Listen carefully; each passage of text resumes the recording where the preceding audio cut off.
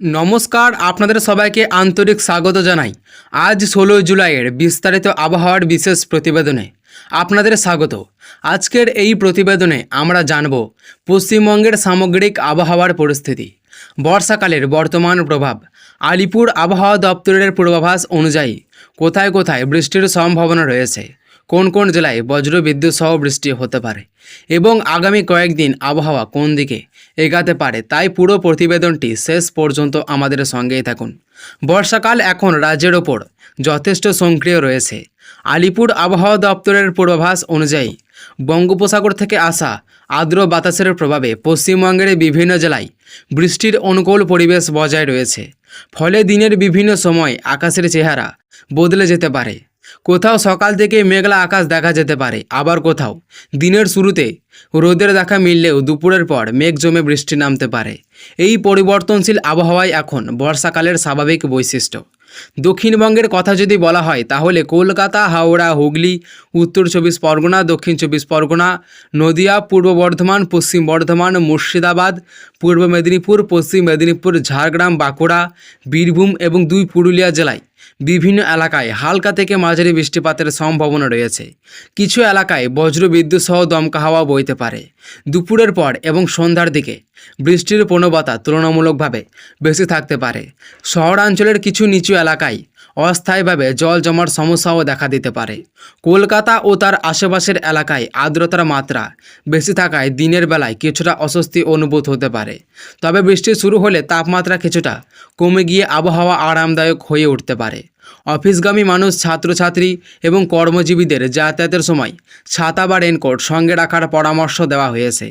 এবার উত্তরবঙ্গের দিকে নজর দেওয়া যাক। দার্জিলিং, কালিম্পং, জলপাইগুড়ি, আলিপুরদুয়ার, কোচবিহার, উত্তর দিনাজপুর, দক্ষিণ দিনাজপুর এবং মালদা জেলার বেশ কিছু এলাকায় বৃষ্টির সম্ভাবনা রয়েছে।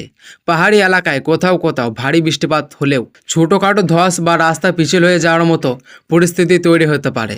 তাই পাহাড়ে ভ্রমণকারী এবং অস্থায়ী বাসিন্দাদের সতর্ক থাকার পরামর্শ দেওয়া হয়েছে।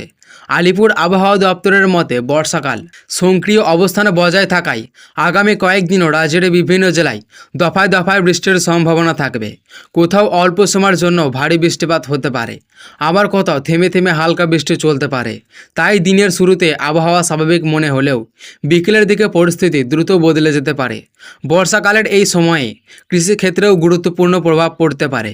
অনেক জায়গায় ধান চাষের জন্য এই বৃষ্টি উপকারী হলেও অতিরিক্ত বৃষ্টি জমিতে জল জমে গেলে সমস্যা তৈরি হতে পারে। কৃষকদের আবহাওয়ার পরিস্থিতি দেখে মাঠে কাজ করা এবং বজ্রপাতের সময় খোলা জায়গায় না থাকার পরামর্শ দেওয়া হয়েছে।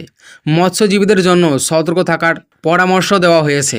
উপকূলবর্তী এলাকায় দমকা হাওয়া ও সমুদ্র কিছুটা উত্তাল থাকতে পারে, তাই সমুদ্রে যাওয়ার আগে সর্বশেষ আবহাওয়ার খবর জেনে নেওয়া উচিত। সাধারণ মানুষের জন্য কিছু গুরুত্বপূর্ণ পরামর্শ রয়েছে।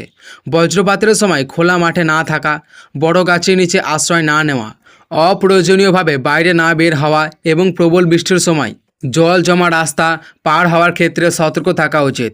গাড়ি চালানোর সময় গতি নিয়ন্ত্রণে রাখুন এবং নিরাপদ দূরত্ব বজায় রাখুন।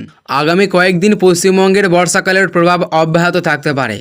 আকাশে মেঘের আনাগোনা, থেমে থেমে বৃষ্টি এবং কোথাও কোথাও বজ্রবিদ্যুৎ সহ দমকা হাওয়া, এই চিহ্নই রাজ্যের বিভিন্ন জেলায় দেখা যেতে পারে। তাই প্রতিদিন বাড়ি থেকে বের হওয়ার আগে আবহাওয়ার সর্বশেষ আপডেট দেখে নেওয়া ভালো। তো সুপ্রিয় দর্শক, এই ছিল আজ ১৬ জুলাইয়ের বিস্তারিত আবহাওয়ার খবর। আলিপুর আবহাওয়া দপ্তরের তরফ থেকে নতুন কোনো সতর্কতা বা গুরুত্বপূর্ণ আপডেট এলে আমরা দ্রুত আপনাদের সামনে নিয়ে আসব। ধন্যবাদ। সবাই ভালো থাকুন, নিরাপদ থাকুন এবং বর্ষাকালে অপ্রয়োজনীয় সতর্কতা অবশ্যই মেনে চলুন।